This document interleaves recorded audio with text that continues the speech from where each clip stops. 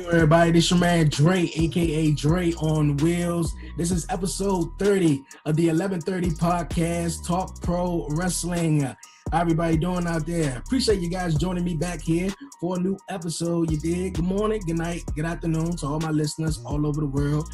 Shout out to all my listeners in Germany, Canada, the UK, all over the States. I appreciate you guys joining me back here for a new episode of Talk Pro Wrestling, man. I hope everybody is having a nice holiday week. It's Thanksgiving this week. So it's going to be good. It's going to be good. But this episode is going to be a fun one, you dig? But before we get to that, don't forget to subscribe to the 1130 podcast on YouTube and follow the 1130 podcast on all social media platforms. But like I was saying, you guys, this episode is going to be a fun one. I got my buddy, my bro, my best bro, man, Aaron. He's going to be joining me here on the 1130 podcast, Talk Pro Wrestling. And also, you guys, you seen him on the 1130 podcast on YouTube last week. My man Gator I was joining me on the podcast to chop it up. Dope episode, you guys. He's going to be joining me here on the podcast. Also, you guys, man, it's going to be a very, very fun episode, man. Very, very fun episode. But before we get to that, I want to shout out my guy Shiz Lansky, who was on the show last week here on Talk Pro Wrestling. Shout out to him, Off the Top Roads podcast. Go check him out. Dope podcast. But you guys, man, like I was saying, I got my guy Gatorlive all the way from the ATL, rapping Baton Rouge, Louisiana, and my guy Aaron right here, man, from Washington D.C. Man, like how we do it. But also, Gatorlive is the co-host of Down 5 Podcast and Dope Discussions with Erica. If you haven't seen the podcast, go check him out, man. Dope podcast. And my man Aaron, well, he's a working man, and that's my bro right there. Been a wrestling fan for a long time, so he's joining me here on the podcast. But how you guys doing? Man, I'm doing great, man. I appreciate the intro. By the way, this is a great thing for me, man, for two reasons. Number one, because Aaron, man, that's my brother's name, so you know all Aarons are good people. I was just saying, everyone knows somebody named Aaron. Hey, man, you know, most Aarons that I know are good people. I say most, but I actually all of them that I know are good people. This is actually a cool episode because for the second reason, I get to get off of doing my dope discussion thing, you know what I'm saying, where we do a relationship podcast, basically, and I got to get off of my Down 5 thing where we just become the most misogynistic podcast this side of North Kakalaki, and I get to come in here and talk some stuff that I'm passionate about, which is wrestling, man. I'm excited about this, man. I appreciate you having me in this forum to talk, man. I appreciate this. No problem. Aaron, man, how's it going, bro? Oh, man, it is going fine on my end. You said hardworking, man. I'm taking a break from work to sit here and talk to you two gentlemen, talk to the world right now. Going to go back to it right after this. But Let's get a good conversation going. Let's get some wrestle chat then. Okay. Like you guys said, man. Are these two wrestling shirts? Am I out of uniform? DeAndre, what are you wearing? I'm wearing an expired shirt. Shout out to my guy Eric Patrick Thomas for the shirt, though. But no, I don't have a wrestling shirt. Oh, there you go. I thought it was a Bo Dallas shirt or something. Well, that's great. Did you say Bo Dallas? Yeah, no. You know what? That is kind of a Bo Dallas-y type of slogan right there. It's in his wheelhouse. You know, I am definitely wearing my Samoa Joe. You know, I gotta rep for Joe, man. I'm a big Joe fan, man. Okay, all right. That's killing her on commentary right now. Yeah. You know what? Joe's kind of Joe. You know what's so weird about that? Joe's killing it on commentary, but I want to see him in the ring, man. It's almost like when Punk jumped on commentary for that like 4 months that he was out, you know, technically with the injury or whatever. You know, it was great to hear him on commentary. He was cool on there, but it's just something about having him in the ring, man. I'd rather have him in the ring than have him, you know, just sitting there on commentary. Yeah, I agree. He's been on commentary for a while too, and I'm starting to get that. I'm starting to worry. Kind of, you said Punk. I'm gonna equate it with Taz. How you saw him on commentary, and you're like, oh, he's having fun, he's fitting in, and then just weeks go on, and you're like, you're not getting off commentary, are you? Yeah, so you know what? We'll see him. It don't sound like he's getting. It don't sound like he's getting off commentary no time soon. Just yet. No, it doesn't, man. And you know what? I don't know if it's a good you like thing or that bad chair. Right. I don't know if it's a good thing or bad thing because as much as I love him on commentary, I'd rather see him in the ring. But like you said, maybe not the CM Punk equivalent, but more like the Taz equivalent. Because Taz was, he's dealing with these injuries, he's nursing these injuries, and it seemed like Taz was nursing injuries for like 3-4 years. Where it's like, oh, he's gonna jump back in, he's gonna eventually get back in, and everybody's kind of sitting there like, oh, he's gonna jump off the commentary desk this week, or he's gonna jump off the commentary desk this week, and it never happened. Because there were people that used to try him behind that desk. Like, yeah, they did. And I see that with Joe a lot because, recently with the Seth Rollins scenario, you saw Seth Rollins kind of push it a little bit. Mm-hmm. And, you saw Joe looked like that was what they were building to. And then it's almost like it just all of a sudden just kind of poof, just went off in the air. So I don't know, man. I want to see Joe back in the ring. But I mean, I think he's great on commentary. I mean, he adds a dynamic there, You're right. I like the former wrestlers being there. I like Wade Barrett back down there in NXT. Oh man, so I like those. Man. Bruh. So Nigel McGuinness, I love Nigel McGuinness. Don't get me wrong, I do.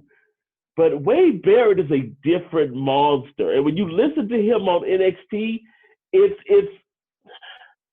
like Nigel McGuinness with the asshole attitude, and it adds something to color. I think color commentary is best when you have a little bit of that asshole, that edge to him. I think that's best. I mean, Jerry the King Lawler, I guess, is a good example, but Bobby the Brain Heenan is probably the best example. You want somebody that you could kind of like, I can't believe he said that. You want that. And I think Wade Barrett adds that. As much as I love Nigel McGuinness, I think Wade Barrett is a better fit, especially when you have them with somebody like a Big Joseph or somebody like that. You're right about that. I agree. I didn't know that Wade Barrett was back into the wrestling scene. I don't know if you guys maybe heard of NWA Power. It's exclusively on YouTube. I started catching it back up on it because a lot of wrestling, at the beginning of this whole pandemic, was shut down. Of course, WWE had exactly 0 fans, no WWE Thunderdome whatsoever. So I was like, man, this NWA Power thing, man, is real cool. It's old school, like no entrance music. Yeah, it's very just throwback.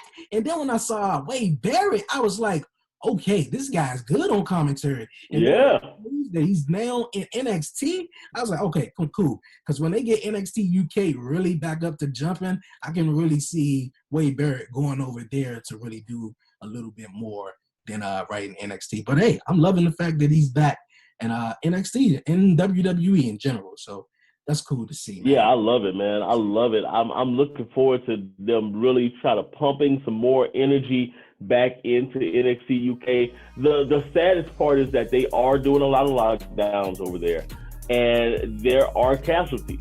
I think Walter, in Volta, as he says it, and Imperium are a casualty.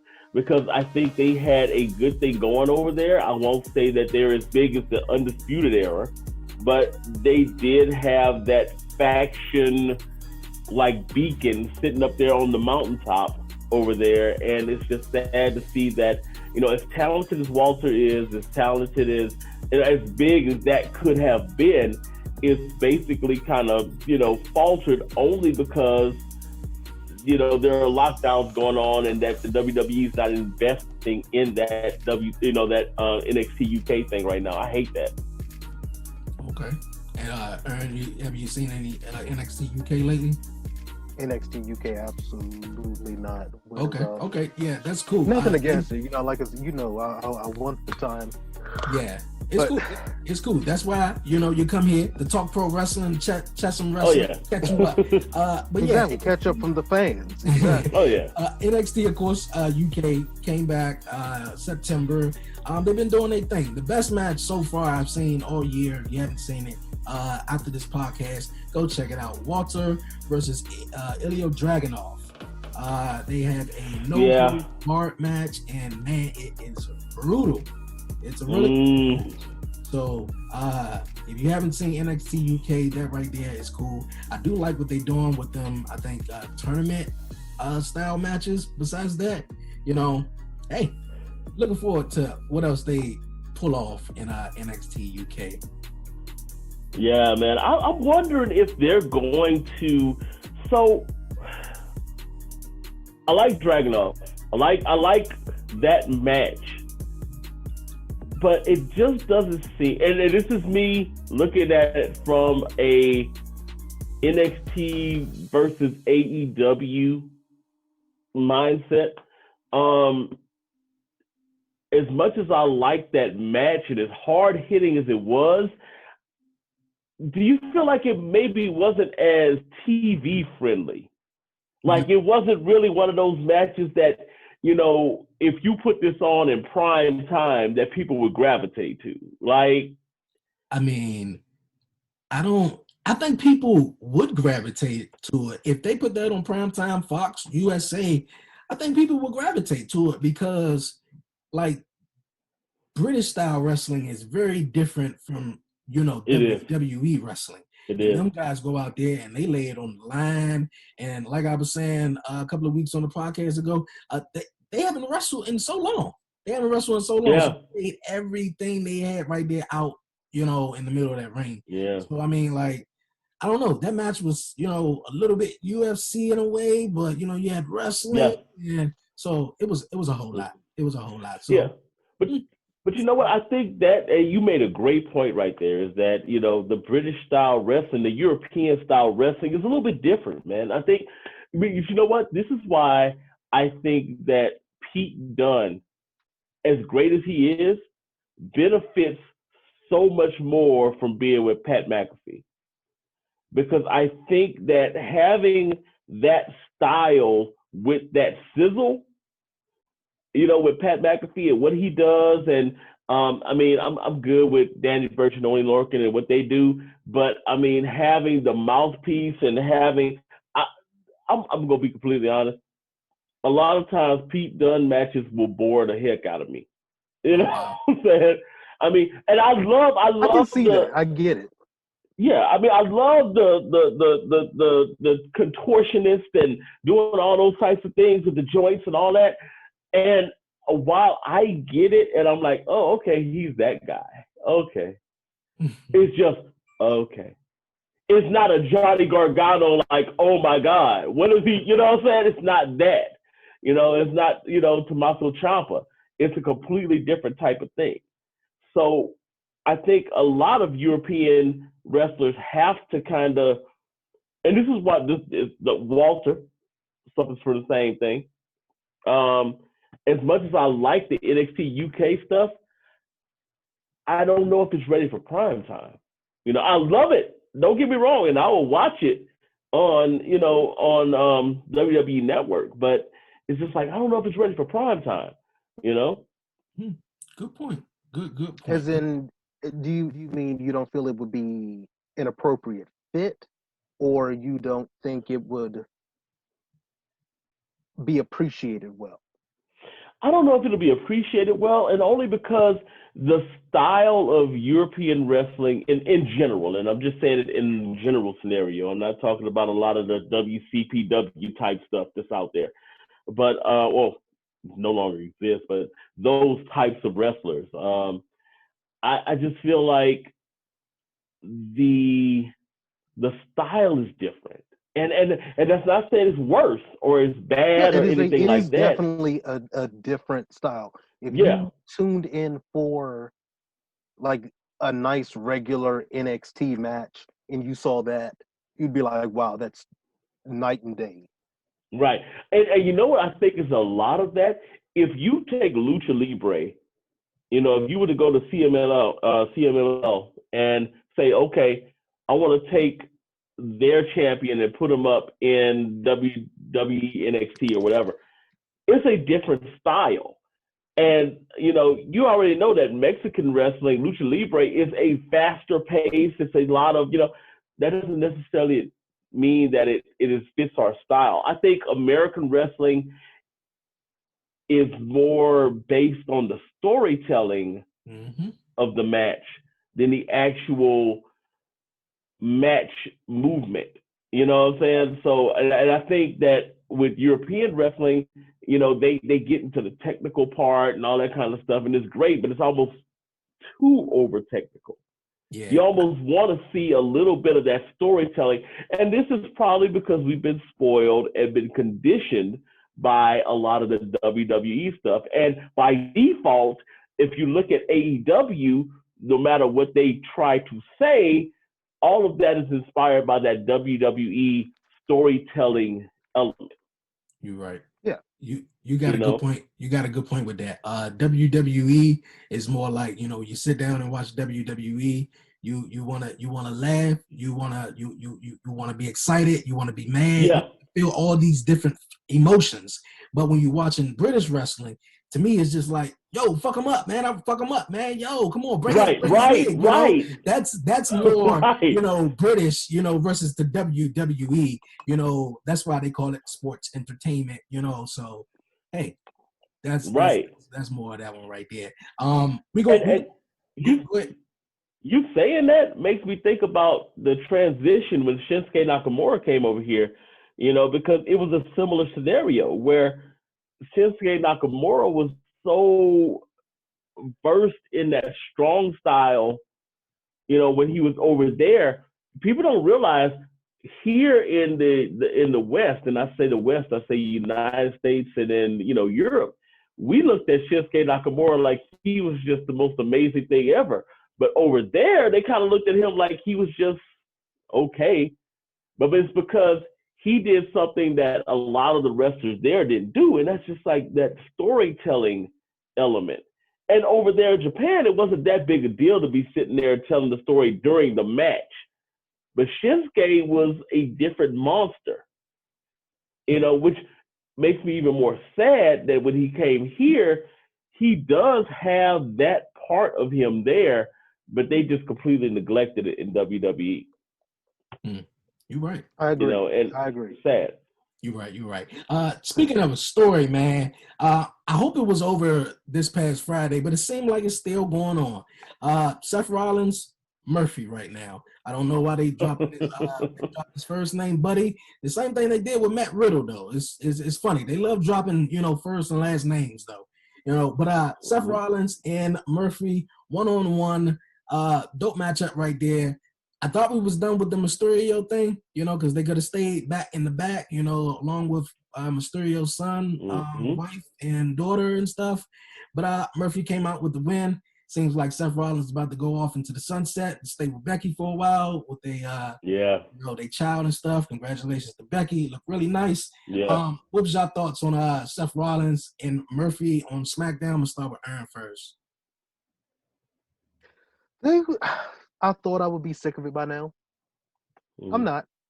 You're not? I'm not. I don't want to go too much longer than this, but they always pull out a good match.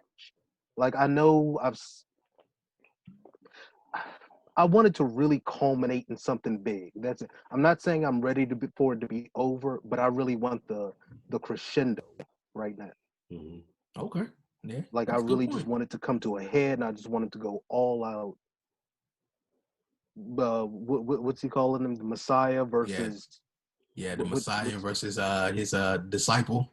Thank you. Yes. Yeah. I'm loving. I love the way we're going with it.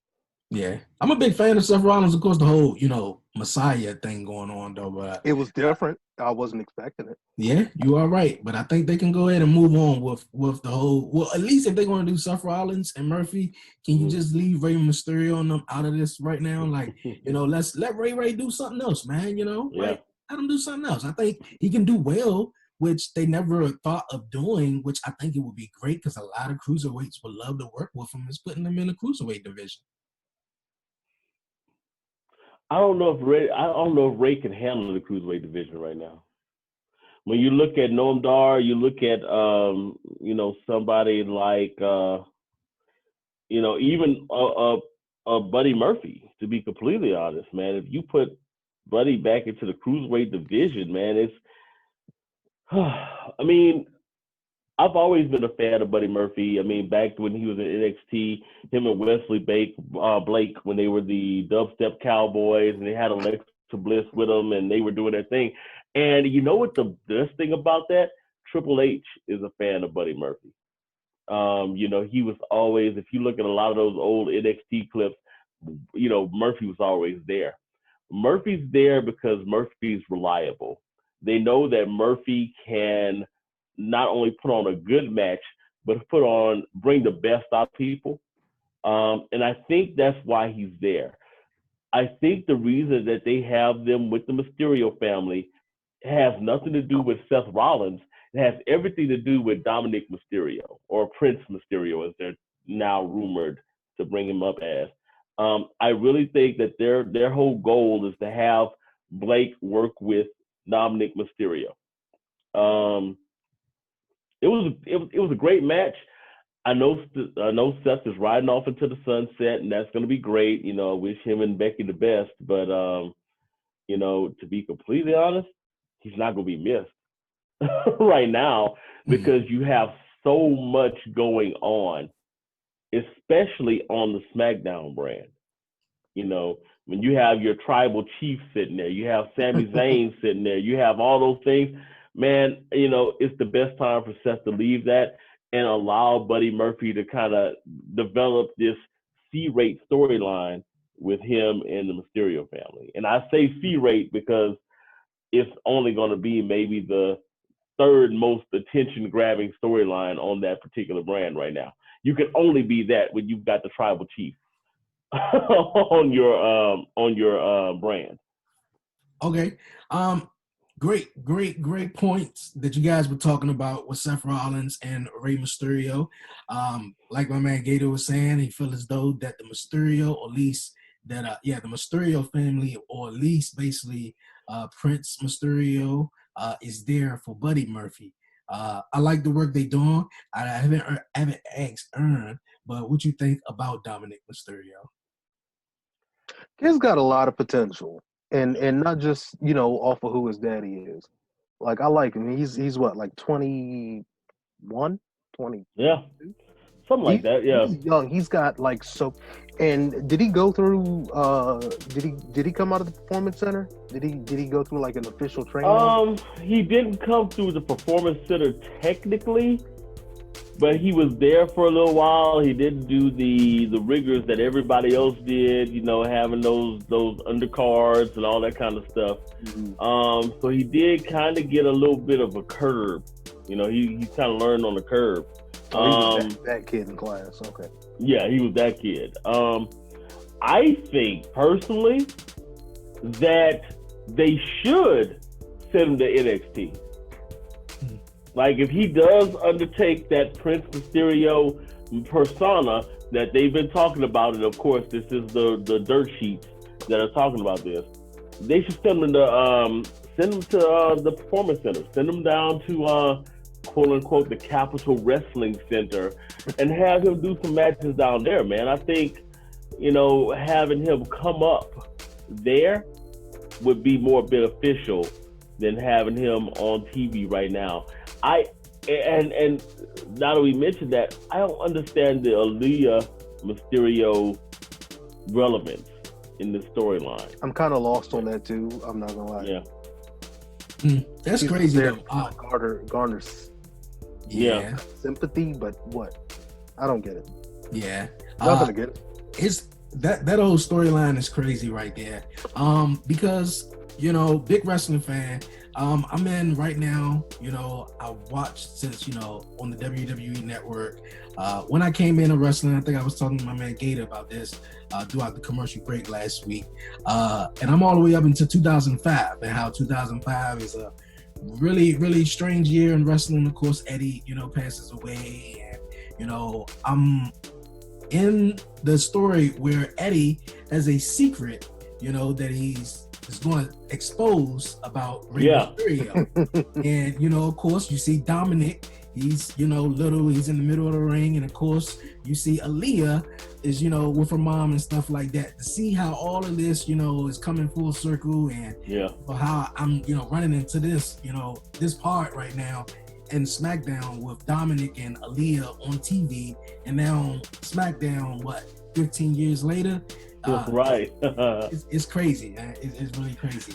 It gives you that nostalgia pop a little bit. You know, if you were into it, especially because I'm a big Edge fan, man, and while a lot of people had started to kind of uninvest in the WWE during that time, I kind of reinvested. So this was the time, 2005, when you had an Edge and a John Cena really starting to kind of stake there. So I was paying attention to a lot of the storylines. This was kind of like the downside of the ruthless aggression era, I should say. And to see them on TV now, it's like it does. Every time I see Dominic, it does kind of give me a little bit of a nostalgia pop. Yeah. It's like, are you sure Rayo Daddy? Are you sure Rayo Daddy? I look at him like, little Dominic, you all grown up. Right. He is all grown up. You got so big. Right. But you guys, man, we're going to move on here on the podcast. Survivor Series was this past Sunday. What a Survivor Series was it? We're going to start off. The Street Profits went against the New Day. Raw Tag Team Champs versus SmackDown Tag Team Champs. I was rooting for the Street Profits. What do you guys thought about that match? Street Profits taking on the New Day. Oh yeah, you got to go ahead with this one, Aaron, because I got to. you got stuff to say about that one. I liked it.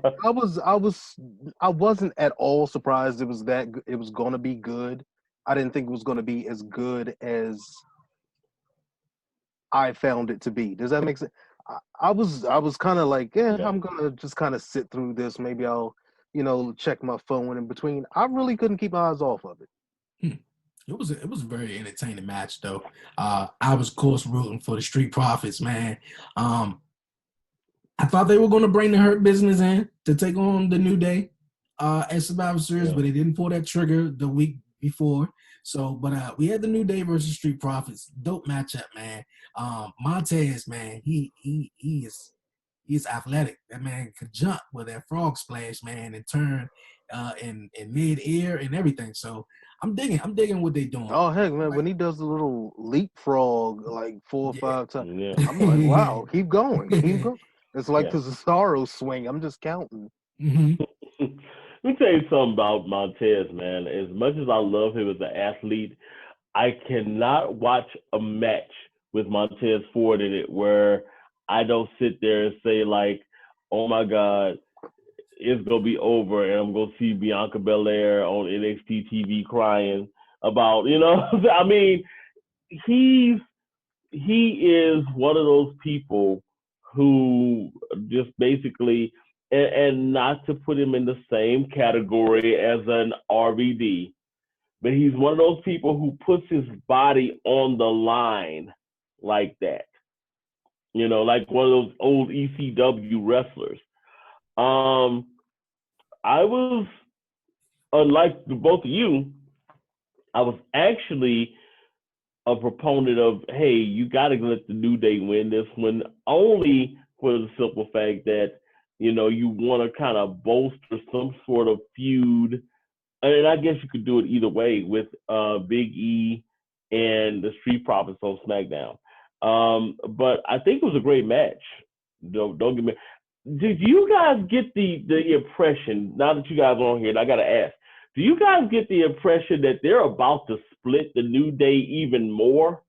Like they're about to move Xavier Woods to some other, like, solo. They're going to move him to G4? No, not in G4. You do have that feeling that they're going to actually take Xavier Woods and make him a solo act? Because it looks like they're pushing, I've watched the New Day for years. I've never seen Xavier Woods this featured in anything that the New Day has ever done. Well, and to look so strong. He did the Magic Hour, and I was impressed by that. I was not impressed that he did it, but in fact that they would just actually have, because it's usually Big E and him. Mm-hmm. Yeah, I'm going to say that, like, well, Xavier came back, didn't know how long he was going to be out, but he came back with that Achilles, injury. And, with Big E on SmackDown, I mean, unless, you have Kofi go at it, solo, but, I don't see, any overuse in Xavier. He just, he's back now in the ring. So, and it looks like they're trying to push, for the Hurt Business or Retribution to kind of like feed off or, get that, rub off of the New Day. Yeah. So that's mostly I can really see it, Yeah, the only reason I say that, and it could just legitimately be because there's not a Big E there to be the anchor on the midnight hour or anything like that. There's not a Big E there to grab the hot spot and do the power spots. But it just seems like they're giving a lot of that rub over to Xavier right now. And as much as I love Xavier Woods as a wrestler, I wonder if they're starting to think about, and I'm one of those guys who watches WWE with that kind of cocked eye, like, are y'all about to try to do what I think y'all are gonna do? I wonder, there was and I don't know if y'all been paying attention to a lot of the backstage segments on Raw. There's been kind of like Xavier's like, yeah, I'm going to do this. And Kobe's like, yeah, okay. Oh, okay. We'll do it. I did notice that with the backstage in the Hurt Business. Yeah. Kofi was kind of tight-lipped. Xavier was like a little more, yeah, let's do this. Like maybe they got something up their sleeve though. Maybe they got something up their sleeve, and also, Kofi had his big single run. Big E is, on that right now. And also, Xavier said before he wrap it up in WWE, he wants to be king of the ring. I feel it. I support that. I think King Corbin, has run his course. Dope, man. I love Baron Corbin all day. He had when they was touring, he had a daggone city in Kentucky named after him for a day that they were there in the event. So I'm like, Baron Corbin is the man. I love him. But can we, start a new King of the Ring or a Queen of the Ring? So, I think that'd be very, very interesting. And speaking of queens, and ladies in wrestling, what you guys thought about that whole 5-on-5 women's tag team elimination? So, bruh, okay. That is a great response. So, bruh. So, let me talk about that. Go. Here's the thing, man. I'm a Shayna Baszler fan. I am a Nia Jax fan.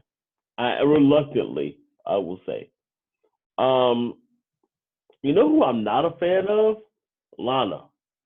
Really? I am not a fan of Lana.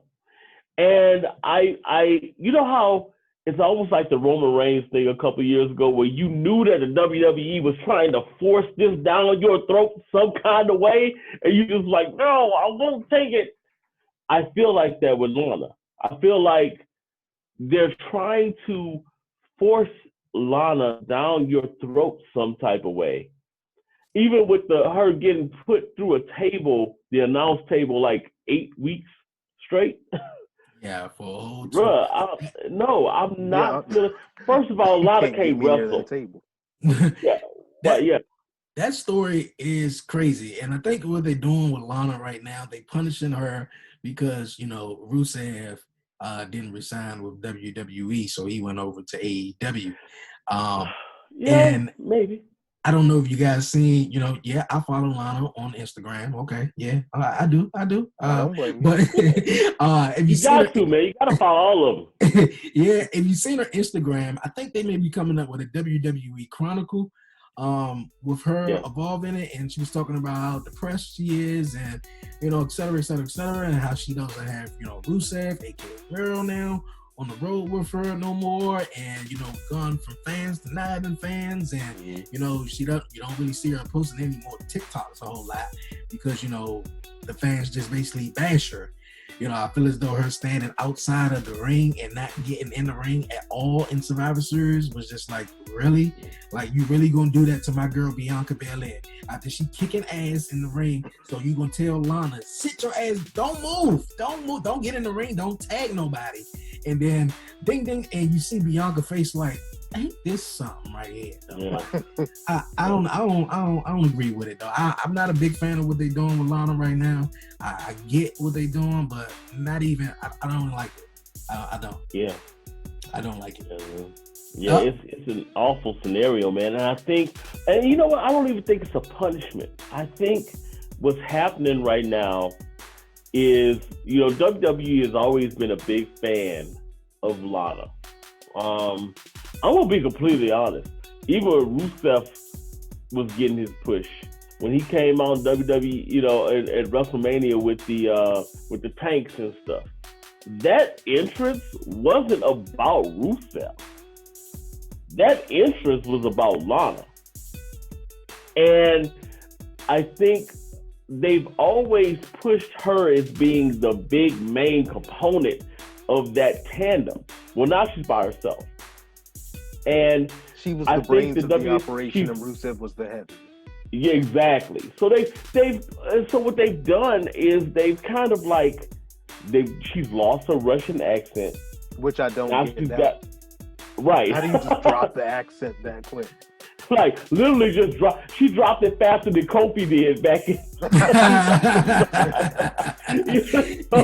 I mean, she just didn't have Triple H saying, wait, weren't you Jamaican? I mean, weren't you Russian? I mean, she's dropped the accent, all that kind of stuff. And I really feel that they are doing something that is more, what's the word? What they're trying to do is bury her while they're making the appearance that they're trying to promote her to a higher elevation. Yeah, they're trying to make it seem like, oh, well, you're gonna win Survivor Series. Nobody gives a damn about Survivor Series. Nobody cares. You're the sole survivor and you're celebrating or whatever, but you can still get buried on TV. You just got put through a table 8 weeks in a row. There's nothing you can do to salvage that. So I think that's what it really is about. I really think that they are, at this point, just saying, okay, well, we got to cut bait with Lana, but she's pretty. How do we do this? Oh, you know what? We'll feed her to the tag team champions. Let's do that. Let's feed her to Nia Jax and see what happens. That's crazy. There will be. I don't know. When I was watching, I was worried they were trying to baby face her as hard as they could, and it just came off as pathetic. They tried. They did. They tried. They tried to baby face her, but nobody likes her. Like, poor Lana got through the table nobody.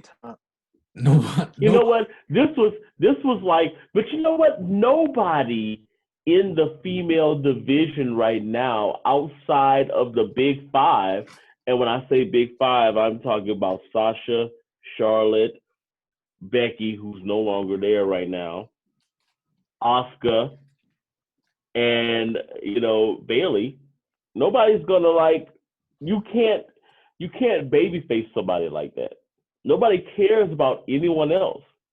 Mm-hmm. So they tried it with Liv Morgan. Liv Morgan, it wasn't going to work. Liv Morgan, as much as they tried, it wasn't going to work. Alexa happened to get paired with Bray Wyatt because, she was the only one they could salvage. As much as I love Lacey Evans, she's the only one with the potential too. Yeah. No, you know what's weird? Lacey Evans has that potential, but they don't have her in the right gimmick. Yeah, it would be a bad fit for the Fiend and Lacey Evans, the sassy Southern Belle. No. Right. Well, no, not saying that, but saying that Lacey Evans is a former Marine.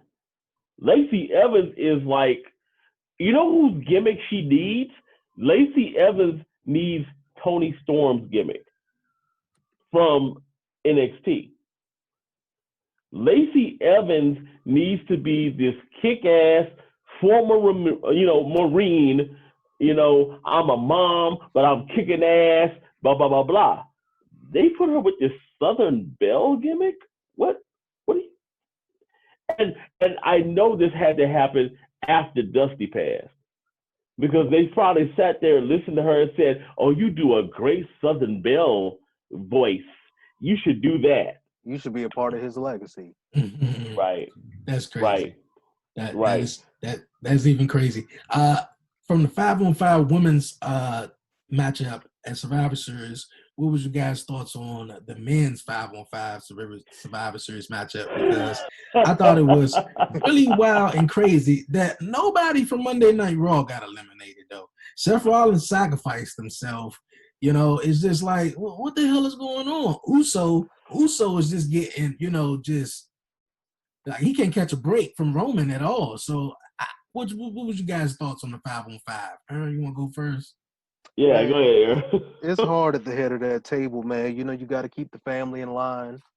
The 5-on-5, I'm trying so hard to get it. I've had days to reflect on it. Like, you're right. Nobody caught an elimination on Raw, but just they were falling off on SmackDown. Like you said, Seth sacrificed himself. Why? I like. I like motivation over whether it's good or bad. What was the motivation behind it? I don't get it. I'm scratching my head. You guys can provide answers. I'd appreciate it. My only logic behind that one, the fact that he sacrificed himself is that maybe, just maybe, like I said, he could be taking some time off. We will see what happened on Friday on SmackDown, if he appears or not. But it seems like most likely he just took that L and just, he's going to go off and ride off, because he didn't seem like he was motivated to be there anyway. So that was my feel in that one. Is this like depressed Seth or something like that? I don't know. I don't know. And then the SmackDown team was a very good team. You had Uso on it. You had Kevin Owens. You had King Corbin. Who else you had on that team? Like, you had Uso. Like, it was a nice set of team. And then Raw team. Otis. Don't do Otis. You had Otis. Come on, man. You had Otis. I ain't trying to do Otis like that. While you say that, thinking about it, you look at the Raw team and you look at the SmackDown team, and you understand why the Raw team eliminated everybody. You've got Keith Lee. You've got, Keith Lee, who, by the way, and I want to get y'all opinion on his new music. Oh, yeah. Yes. Because they had to fix it. They knew they had to fix it. They did. The only reason, I think you and me down here talked about this a couple weeks ago, the only reason they changed it to that generic music was until they finished the new track that Keith Lee was recording. Okay. And everybody's like, "Oh, I can't believe this," but that's the whole CFO thing and all that kind of stuff. So, the new music is bomb. I love that. I love it. But once I heard it, I was like, yes! Right. I'm like, yeah, there we go. And I think he's kicking verses. He's going to kick some ass now. And what it should have been, in my opinion, though, this is how they should have did Survivor Series, in my opinion. After Keith Lee came off that dominating last year's Survivor Series, I would have had Keith Lee been the sole survivor and everybody from SmackDown, and it came into like a one-on-one with Jey Uso, because last year's Survivor Series, it came down to Roman Reigns and Keith Lee. And after Uso lost that match, we see Roman with the other Uso, Jey Uso and Jimmy. You see them together, and Roman just like, get out of here. I'm talking to you. You can stay, if you want. But I'm like, get out of here. You disrespecting the family. They ain't gonna disrespect us. They disrespecting me, et cetera, et cetera. Yeah. That story would have played in so well if they would have won it like that. What sucked is that when I saw that match, the very first thought I had in my head was, oh, SmackDown's winning everything else. Because I was like, oh, you're going to let the Raw team go undefeated? Like, they didn't have a an issue I know, with right? eliminating Like it everyone. was the easiest thing they've ever done was this match. Right. With Because, SmackDown. but then you think about it, you've got Keith Lee, you've got Sheamus, who, you've got Riddle, who is like, I mean, there could have easily been some sort of shenanigan in there. There could have been. You got to at least let. And look at how Riddle many heels you hit. got, like on the SmackDown. It's like Corbin, Kevin, Seth. There could have been a chair involved, something sneaky, a low blow here, just to save the match. Exactly. Yeah. The one that pissed me off the most was Seth, and it's because it was so blatantly, I'm taking time off. Let me do whatever. I feel like it should have been more like, I mean, at least, what was the whole purpose of that? What was it's for the greater good with no exposition. Sometimes exposition is necessary. There was no exposition there. There was no reason why he should have done that.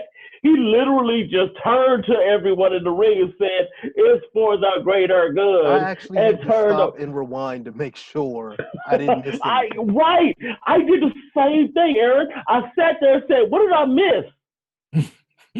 What was it that I missed? And I couldn't find anything. And I realized that was literally the biggest cop-out on Survivor Series. Hey, that was crazy, man. That was crazy. You'll keep the Survivor Series chat going on. We seen the Tribal Chief take on the new WWE champion, Drew McIntyre, which was a physical matchup. I love the fact that on SmackDown last week, Roman Reigns didn't sit across from the table. He didn't sit on the same side of the table. He sat at the head of the table. I loved it. You're my number two, man. Come on. Like, Roman Reigns has the confidence just oozing out of him. And I haven't talked to my bro Ern in so long. I got to give what you going to say, Gator, though. But Ern, what's your thoughts on Roman Reigns right now? Yes. The whole tribal. I mean, first thing, I said it now and I'm going to say it again. I'm so glad he's healthy. He's working. Yeah. I'm so grateful for Roman. But he's the man now. It took a long time for me to appreciate Roman. He had to take the vest off. He had to get his little gold knocker outer. Like, I love it. He had to get Paul on his side. Oh, what's your thoughts on Paul? Like, what was your thoughts when you saw that though? Paul and the camera just panned over and his Paul right there. And it was like he was like, believe that. That was nice. That was a nice little. Ooh, this is what we doing? I was so excited. Yes. I was like, okay, this is going somewhere. I was like, this has the potential to be so whack. But no, it's Paul. Paul is a professional. He's excellent in every single thing he does. Yeah. When Roman got all mouthy the other night, you could hear all those Paul words coming out of Roman's mouth, and I love it. What did he say? He said, "You're the guy they get when I don't feel like being champ," or something like that. Mm-hmm. Yeah. Paul has said that to so many people. Do you guys remember the time he said? I think he was talking to JBL. JBL. You're only champion because Triple H. Because Triple H doesn't work well on Tuesdays. Paul is like salt and pepper. He just makes everything just a little better. He's the catch up to the WWE. I love it. It's just what Roman. His shirts are better. What's the shirt say now? Show up. He got one saying. Wreck everything and leave. I want two of them. I want two. Yeah, exactly. That's what's up. Gator, what was your thoughts on the whole Roman Reigns matchup with Drew at Survivor Series? So here's what's so crazy about that matchup. So when I looked at it, and you and I, DeAndre, talked about this backstage last week. We were talking about this before the match actually happened. Randy Orton was still champion, and I said, I think they're gonna put it on Drew.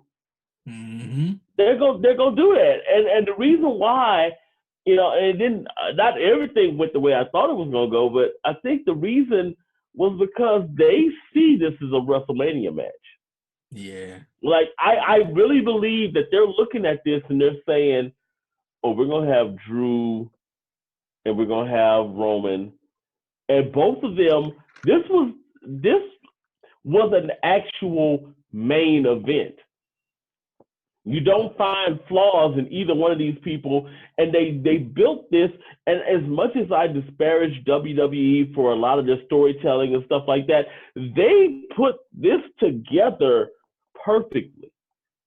And it makes me wonder who put this together. Yeah. And to Aaron's point, I really believe this is Paul Heyman more than anything. This is Paul Heyman. So you see, Drew and I've never invested in contract signings. This particular contract signing was the best you could do one. I mean, with Drew saying, underestimate me. Do it. Oh, I loved it. I mean, this felt like an actual main event. Yeah. And with Roman, with his character now, saying, I think you're the best number 2 there is. I mean, it really is something that makes you say, even though Drew lost this match, even though he's still the champion, even though Roman's still the champion, I want to see this at WrestleMania. And I think that's what they're building for. I legit think they're building for a Drew Roman WrestleMania match. Okay, that'll be interesting to see where they go after already. They went 1-on-1 last year at WrestleMania 30. I think it was 35. 35, yeah. Roman came out. Was it WrestleMania? Was Survivor Series last year? It was Survivor Series last year, wasn't it? Did they went 1-on-1? Yeah. Or was it WrestleMania? It was WrestleMania. It was WrestleMania. It was? Okay. That, Drew and Roman went 1-on-1. So that'll be really, really cool. You guys, man, before we take a commercial break, I got to ask you guys, what was your thoughts on The Undertaker's farewell? Any one of you guys want to start first? I need more Godwins. I need more Savio Vega. I mean, that was interesting. Somebody said, "Man, how come everybody? Kane was the only WWE costume guy out there? Why was Kane the only person who came out in?" Okay, so if you really look at the replay of this, you notice that Triple H is saying something to him when he's coming out. And it looks like he's saying, why the hell are you out here? I did notice that. I was everybody else came out. In really good shape. He looked like he was ready to go. Right. Up and everything. And I'm like, why? What is he about to do? Yeah, right. He was oiled up. He was greasy. As Seth Rollins would say, he was wet. He had the hair going. Why was he the only one ready to fight? Everyone else was like, hey, we're celebrating the Undertaker. Kane comes out like he's ready to choke slam the Undertaker. Like, I really thought it was going to go down. Like, right. I thought it was really no, Kane, it's not a Royal Rumble. Stop. Exactly. I thought it was weird that, all the superstars came out there, of course, to show tribute, and pay respect to The Undertaker. But as soon as we get the tribute video and we come back, ain't nobody in the ring, though? Like, what? I know. Did he? Yeah, I mean, I understand that, though. I understand Vince McMahon because not having a lot of people in the ring at one time, as far as maybe with the COVID situation. Yeah. No, but that doesn't excuse what they were doing before Vince McMahon came out. That's just one more person. Here's the question, and I'm going to pose this to both of you to see if you have the same thought I have. Out of everyone in the ring that was there, who was the one person who was probably missing from this scenario? I would say Diamond Dallas Page. Diamond Dallas Page is a good one, actually. That is a very good one. Thank you. I would say Ted DiBiase, the $1 Million Man. Here's why. The Survivor Series team that year, he was the surprise entrant. Undertaker was the surprise entrant for Ted DiBiase's $1 million team that year. Mm-hmm. And he had multiple programs with Ted DiBiase during that time. I was expecting Ted DiBiase to come out and, be like, hey, you started with me, you finished with me. That would have been cool. That would have the little Paul Bear hologram was nice. That was awesome. That's what someone worked hard on that, and I want to commend them for their. That's what I was going to get to. What was your guys' thoughts on the hologram situation? It had to been cool. It had to been real cool. Yeah. My man Paul Bear up there, just showing paying respect to my man The Undertaker. Man, it was really really cool. Yeah. But you guys, man, here on the 1130 podcast, Talk Pro Wrestling, man, we're going to take a quick, short break. And when we come back, man, on the other side, we're going to talk some more wrestling, some Monday Night Raw, man. Just some more wrestling in general. You guys sit tight, stick with me. We'll be right back here on the 1130 podcast, Talk Pro Wrestling. You have a lot to say. Maybe you've thought, I should start a podcast. Meet Anchor, the easiest way to make a podcast ever. It's a powerful mobile app and web tool that lets you record a podcast anywhere and distribute it everywhere. It's great whether you're a seasoned pro or just starting out. And it's 100% free. You can record your show straight into Anchor on your phone, iPad, or the web, using any mic you want. Record alone or with friends or co-hosts anywhere in the world.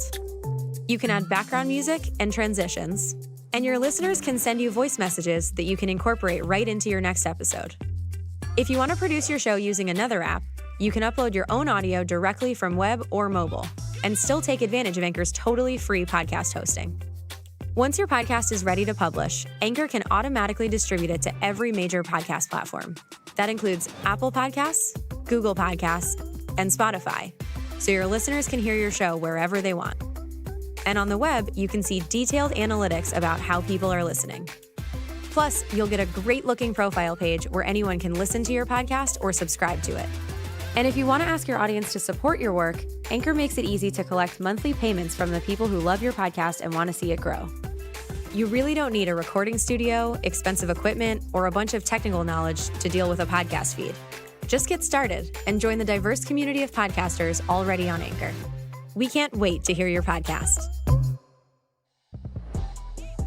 Yo, you guys, welcome back here to the 1130 podcast, Talk Pro Wrestling. Appreciate you guys sticking with me throughout the commercial break, man. I got my guy Gatorlive and my boy Aaron here chopping it up, talking some pro wrestling throughout the commercial break. As you can see, my man Gatorlive, man, he got his snake with him, man. So it seems like we're about to have even more fun here on the podcast. And my man Aaron, he's chilling with me, man. This is going to be fun. Hey, look, I got my baby snake with me right now. This is the smallest one I have. You don't want to see the big guys.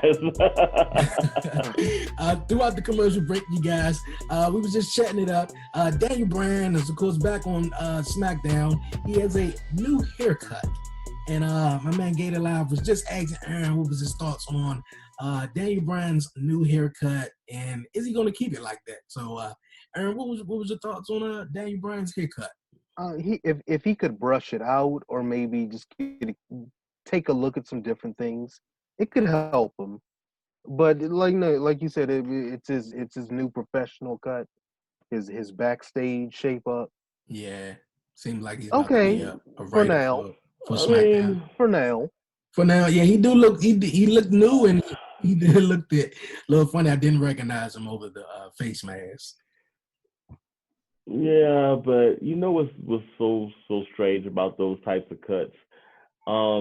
Daniel Bryan looks better with a beard. And when you have that kind of like that shaved side, this ain't kid and play house party.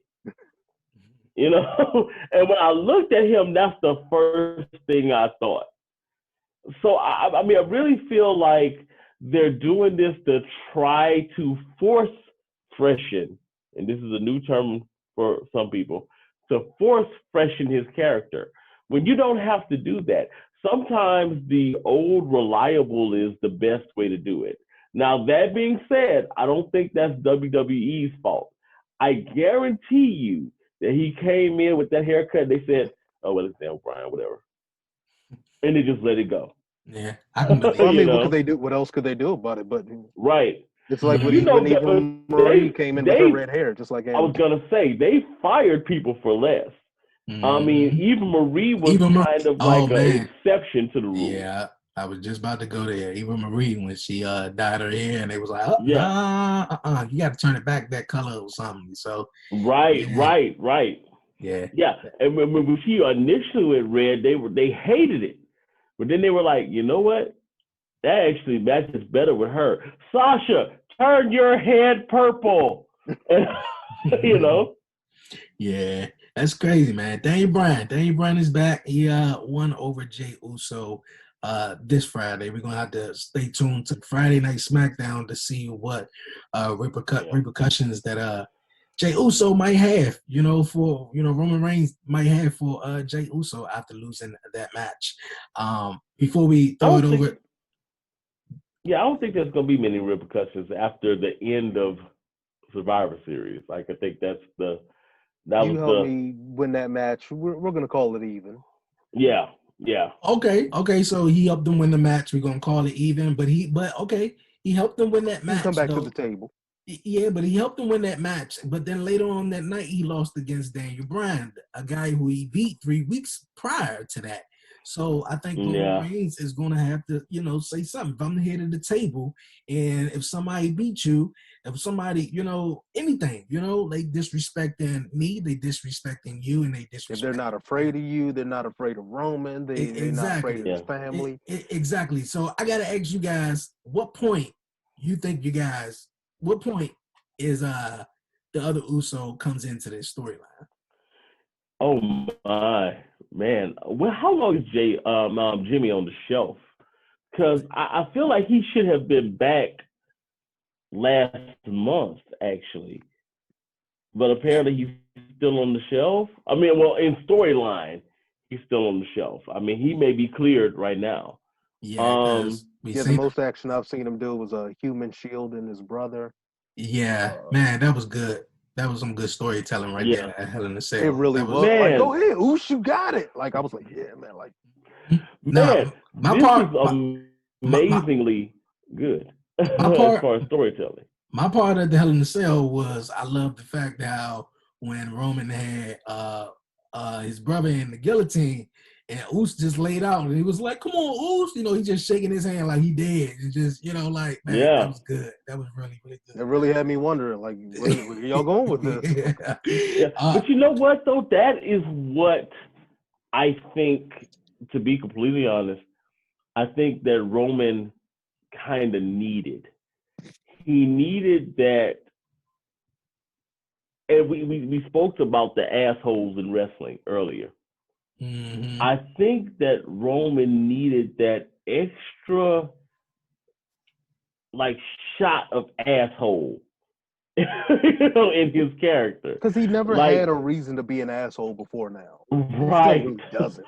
Right. And they made it. And you know what was the crowning touch is to have the Wild Samoans come out. Oh, wasn't that nice? That was just good. And throw the lay on him to be like, hey, this is what we do. Which is setting up a Roman Reigns. And I said Roman Drew McIntyre for WrestleMania, but we know this is setting up for Roman Reigns Rock at WrestleMania. I mean, that's exactly. Fox already said he'll do it. Let's go. And then with a COVID year, oh yeah, let's go. Yeah, that's gonna be good, man. That's gonna be good. But we're gonna move on here on the podcast, you guys. We're gonna chat some Monday Night Raw. Raw, coming off of Survivor Series. We got, the winning Survivor Series men's team to open up Monday Night Raw with Adam Pearce. Where does Adam Pearce guy come from? This WWE official guy. Because he just came out the ass. I love Adam Pearce, man. I loved him in ROH. I loved him as a wrestler. He's an awesome wrestler. I just don't see where they're gonna have him start wrestling yet. He's been kind of hinting out that he's going to have some sort of program with Randy Orton. Adam Pearce is great as far as a wrestler goes, but he's even better as a creative mind. And I think that's why he's on TV right now. Man, I love the fact that he's involved in storylines, but you know what I like even better? That they're not naming him, oh, he's the general manager, or they've kind of left that alone.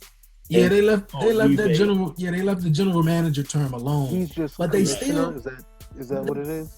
But they gave him the WWE official name. So I mean, if you're a WWE official, you're a WWE manager. So you over true. the WWE talent or show that has been presented at the time. So let's be honest. He's a general manager. He's just not. He has authority, but he's not the authority. Exactly. But he is the authority in a way, because who else is the authority besides if Triple H decides to come out? He's not that authority, like the authority that we. Yeah, but you're right. You got a great point. Both of you got great points though. And he I agree with you though. Bump the other night. Let's give him props for that one. Hell yeah! I wasn't familiar with him, but I was like, he took that bump. He can take a bump. I've seen him fall off occasions. He can take a bump. Here's the thing, though, DeAndre. I think you're completely right with the fact that he now has kind of implemented himself as the management authority figure. Yeah, because at first they had two WWE officials. Now they just have him as the main WWE official. And I think the main reason why they did that is because they own Fox. Now, if you had this huge, wrestling promotion, who was running these guys? Who was setting up these matches? Who was doing who was doing this? If Vince was not able to be on WWE television, like he usually be, and Triple H and Stephanie McMahon is taking the back seat on that, who is overseeing everything that's going on right now? So they had to come up with, two guys, and they nailed it down to just Adam Pearce, just to be WWE's official. So now they're using them both on both Raw and SmackDown. He took a hell of a bump Monday night, getting that headbutt from Braun Strowman, and Braun Strowman. Now a lot of that was cosmetic, though. I mean, he took that bump, but I mean that wasn't gonna leave that hickey that he had on his head. It was right here. Now come on. I mean, and when you look at the replay, man, Braun hit him with a little bit of a. It wasn't even super stiff though. It was enough to oh, that could have been real. It was what you would expect from Braun. Yeah. Yeah, definitely. By the way, why is it that they have Braun Strowman looking like G.I. Joe #3? Like, why is it that they've got, I feel like if we were in the 80s, he would be in G.I. Joe the movie. Like, he would take stuff. He would be on Sergeant Slaughter's squad. I can see that. Back then. Suburban he just looks like he's so generic G.I. Joe. I love Braun, man. Action figure. I love the look of him. And yeah, you're right, though, Eric. He looks like an action figure. He looks like the perfect He's impressive. G.I. Great Joe shape. action Best figure. shape I've seen him in a while. Hell yeah. He is.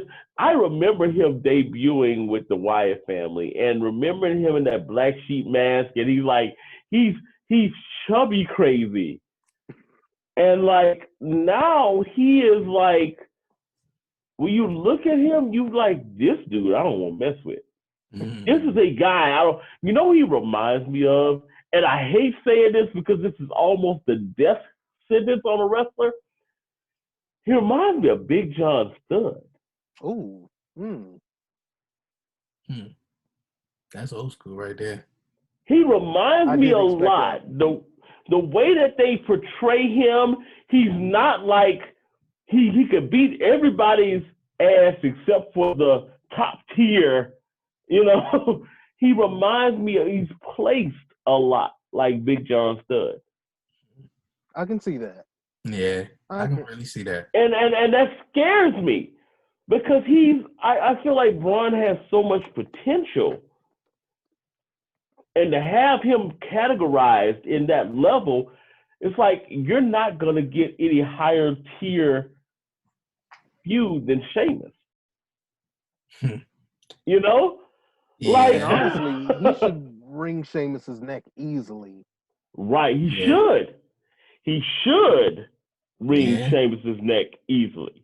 That would be an interesting one. You said it like Sheamus owes you money. He's like, he should wring his neck. So, by the For way, me. Sheamus and McIntyre, what are y'all thinking about that? Because it looks like that in some sort of way is getting like that slow build. yeah. You know, with Sheamus coming out and giving Drew the new hotness, you know, his new intro and all that kind of stuff. I feel like Sheamus is the next guy. Okay, I don't know. Maybe about next guy. Maybe are you saying next guy for a championship opportunity? Maybe I think because Sheamus, they got to have something else planned for WrestleMania. I can't see Sheamus Drew WrestleMania, but then again, if you put Roman Rock WrestleMania, then I can see Sheamus Drew WrestleMania. Yeah, I see what they're doing with Drew, and most likely it seems like Drew and Sheamus is going to have a program. They are. Whether they're going to be teaming up as a tag team or whether they're going to be one-on-one. I actually would like to see them go one-on-one, which would be perfect. A match that I seen go one-on-one on Monday Night Raw, which was great. It just ended in a DQ, and I want to see more of it. Keith Lee versus Bobby Lashley. That was cool. Bobby Lashley got cut on his head when he got knocked into the ring post. Wow. And I was just like, okay, like I want to see more of this. MVP interfered. Didn't understand why. You want Bobby Lashley to go on to the triple threat match to beat number one contender. Why would you interfere? But I get it. But yeah, I want to see more of Keith Lee versus Bobby Lashley. I think that would be dope. Now, was the cut on Bobby Lashley's head an actual cut, or was it like a piece of red tape? Because it looks so perfectly aligned on his head, where it was like, is that real? Like I had to keep looking, like, is that a real cut? Yeah, when they went to commercial, before they went to commercial break, and I think Keith Lee, it was an awkward, landing / spot though. But when Keith Lee pushed him and also falling off his back, Bobby Lashley, went into the ring post, but he slid down, so it scraped him in the side of the head somehow. So I saw the referee had on black gloves, so I started looking. Yeah, he did. Who the hell is bleeding? So saw it late though. Another match that was cool, another WrestleMania matchup that happened last year. AJ Styles versus Randy Orton. Dope matchup that happened. AJ is now going on to the triple threat match next week, where it's going to be Riddle, AJ Styles, and Keith Lee determine who's going to fight for the WWE Championship #1 contender spot. What's your guys' thoughts on the Bray Wyatt Randy Orton situation, Aaron?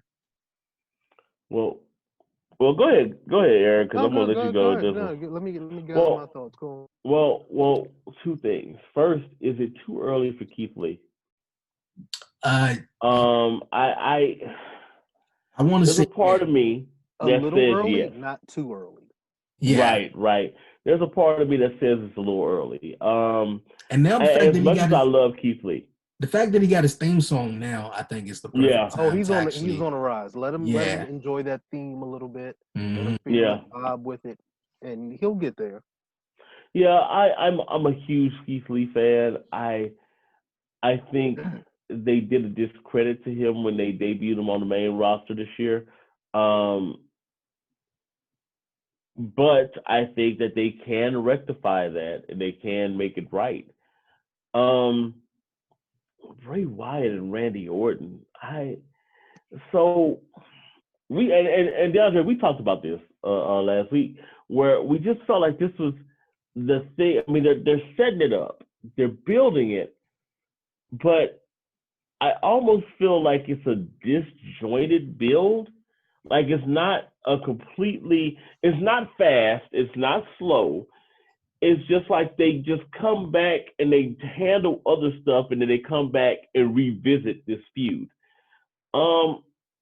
Get it over with. Like, I thought that the problem was that they should have. Well, I thought that the answer to the scenario was you have Bray Wyatt cost Randy Orton that title, and you keep Randy Orton strong in that scenario instead of getting Drew a clean pin. I understand why they went with the clean pin going into Survivor Series. I get it. But now Randy Orton looks like a secondary feud. And like I said on the podcast, Randy Orton just wanted to be champ just one time. You know, like he said on the documentary on the day of, he just wanted to tie Triple H, record to be in the conversation with Triple H, John Cena, and Ric Flair. And I love that level of petty. I really do. Yeah, it is, and it really is. It's petty as hell. But I like you said, Aaron, I'm here for it. I'm here for that level of petty. And I love that Bray can disrupt Randy's championship plans. Like, he's worried about just closing out his career with as many titles as possible. And for a character like Bray and the Fiend, who really don't or at least shouldn't want titles and be focused on championships, I like that he can just come in and just say, no, I'm just gonna interfere in every single thing you do until Randy just has enough and they finally have it out, hopefully once and for all. Well, not once, for all. So because you mentioned something just now with that. What was that? Speaking of Fiend, we had the debut of Alexa's new kind of like Fiend-inspired character on Monday. What did you guys think of that? She has the new Titantron and Well, I think there's still like a regular. I mean, not regular because it's far from regular, but I still think that's just it's definitely a remix in there. Yeah, it's a remix, but it's still Alexa Bliss. Now I want to see when she turns to like maybe Fiend Alexa, like Fiend. Oh, you want her to have a mask? She's just like Bray Wyatt, coming out there, oh happy, that's Alexa right now. But when she turned into the Fiend Bray Wyatt, really like that. Now that'd be cool. No, I love to see if I could just put Alexa. She's great because she's of course she got to where she's at by being as expressive as she gets it from like deep down, and I like that about her. Like when she's doing the interviews, she was on the Kevin Owens show not too long ago, and she had this kind of help me out with she was just kind of out of it and out of sorts. But then she really got focused when she almost was, translucent, like transcendent type of character. Very, very. And then like the focus only came when she had to deliver that one line, let him in, and or he's here. Like, I like it. She's doing great with it. And I don't think she I don't know if you were suggesting, DeAndre, that she put a mask on or have a lantern walking around with her that was her old head or something. But no, like the gloves, nice touch. The little dress, that was a nice touch. Like I said, just playful and innocent. But then, like I said, something just turned. The contacts. Oh my God, the contacts. Her eyes just freaked me out. I love it. Keep it up. Yeah, they're playing with it a little bit right now. Here's the crazy part. When you said that just now, I see the new Alexa Bliss as what I thought and hoped that the old Nikki Cross would have been. Like, because she's so like, she's out of it. She's lost it. She is completely. But I thought about it in the fact that this is what I wanted Nikki Cross to be. That's a good point. It's like you couldn't even tell Nikki understood fully that she was a wrestler. Right. Like she just walked in the back door one day and just said, "Oh, I want to do this." And Exactly. play with Nikki. Just exactly. And I feel like that's why I feel like maybe Alexa was the better choice just because she was different. But that is the character we always wanted Nikki Cross to be. We always wanted her to be this kind of completely detached, weird, entity. Even like you said, when she was like, "Come play with Nikki," like she walked in the building, it was like, "I don't know I'm wrestling. What am I doing here? I just gotta be somebody else. I can just attack people. This is wonderful." Right, exactly, and that's what Alexa is. But because she's so calculating in this particular role, and she's so different than what the old Alexa was. The old Alexa was like, "Hey, diva." This chick is like, "Hey, diva, but I will eat your spleen." She's a completely different monster, and I like it. I didn't think I was gonna like it as much. I don't feel like there's anything being done to her, like the character itself. Like she gets in the fun house and she's like, "Oh, I want to show you a new trick, and can I get some help?" And then the hand just comes in. I love it. It's something. She let it in. Like I can go on about the Fiend for days. Man, I'm a huge Fiend fan. I'm a huge Bray Wyatt fan in general. Oh, long time, yeah. Yeah, I mean, he had the the whole world in his hand. I've been a fan. Yeah, he's been when he re-debuted, when quote unquote Husky Harris re-debuted in NXT, and he had the family around him, and he was the preacher from Lafayette, Louisiana, and when I saw that, I said, "Oh, he's got something." Even with Eli Cottonwood on his side, I was like, "Oh, he's got something." And when he came to the main roster, there are a few feuds in history that I feel would have made money if they would have handled it right. The Shield versus the Wyatt family.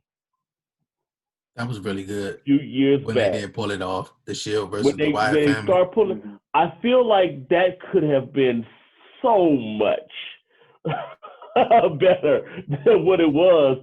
But I mean, they did it well. Don't get me wrong, but it's just like, wow, that was money. You're right. That was, and they had started the build so well. You're right. You are clearly right. You're clearly right.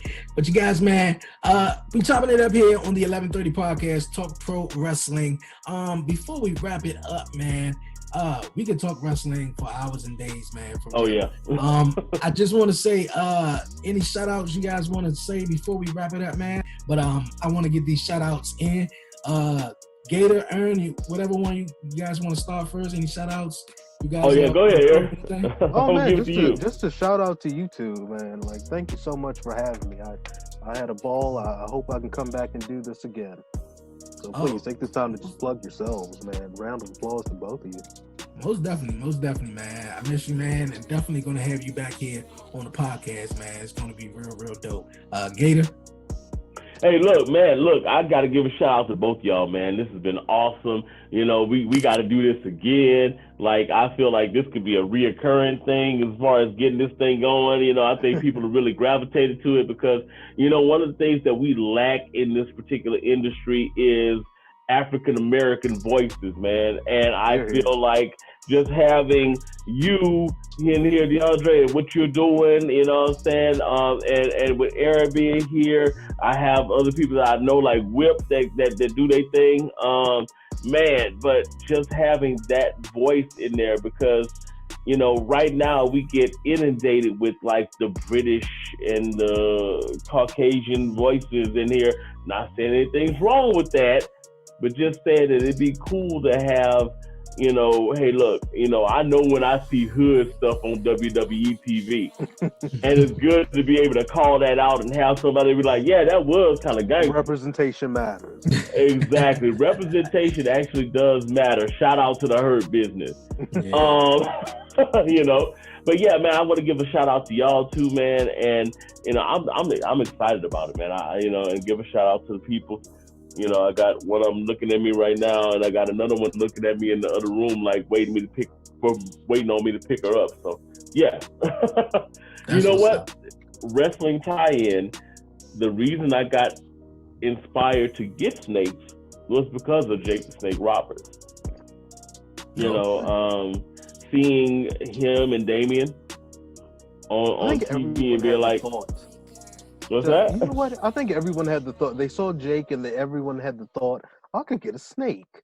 Yeah. And I think it all came down to what parents said yes and what parents said right. no. My parents said no initially, but she was like, well, you're going to have to wait till you move out the house to do that. So guess what the first thing I did? When I moved out the house, I started getting snakes. My parents told me I would be moving out of the house. Right. Hey, man, that's a good story. He also talked about on the podcast last week about him and his snakes, man. Oh, that's yeah. Cool. But Aaron, man, appreciate you joining me here on the podcast so much, man. Oh, man, pleasure's all mine. Thank you for having me. No problem, man. Stay safe out there, man. And same with you, Gator. But you guys, appreciate you guys joining me here for Talk Pro Wrestling here on the 1130 podcast. Appreciate it, man. Look, happy to be here. I am very happy to be here. Yo, Aaron and Gatorlive, man. Appreciate you guys joining me here on the 1130 podcast, Talk Pro Wrestling. It was an honor that you guys came through, sit and chat some wrestling, man. It was fun. I had a great time, man. I haven't seen my bro Aaron in some time. Last time we seen each other was actually that Monday Night Raw that was here in DC, that last show. So, man, miss you, man. Seen you in a long time. Stay safe out there, man. Can't wait to have you back here on the podcast. Gatorlive, man. Anytime, man. Anytime. You guys go check out the main podcast on YouTube with my man Gatorlive. Was last week's show. And also, man, once again, thank you for joining me here on the 1130 podcast, Talk Pro Wrestling. Shout out to Dope Discussions with Erica and the Down 5 podcast. Go check them out. But you guys, man, once again, Gatorlive and Aaron, appreciate you stopping past here. Sorry we had to cut it short. You know, Zoom is acting up, like I was saying. But dope show. But you guys, man, don't forget to follow the 1130 podcast on all social media platforms. Follow me at the 1130 podcast on Instagram. Follow me. Also, follow me on Twitter at Dreonwheels. Like the 1130 podcast on Facebook. Subscribe to the 1130 podcast on YouTube, man. Yeah, subscribe to the 1130 podcast on YouTube. Hit that notification bell so you don't miss nothing. Not an episode, nothing. Also, here on Talk Pro Wrestling, if you're listening to me on Spotify, follow me, man. Apple Podcast, subscribe to me. 5-star rating and a review will help so much, you dig? And if you would like to be a guest here on the 1130 podcast, email me. That's the 1130 podcast at gmail.com. That's the 1130 podcast at gmail.com. Once again, you guys, man, appreciate you guys stopping past here to listen to me talk some wrestling and my boys, man. Hope everybody had a great Thanksgiving, So yeah, it's gonna be fun. But once again, you guys, man, it's your man Dre, aka Dre on Wheels, and I'm out.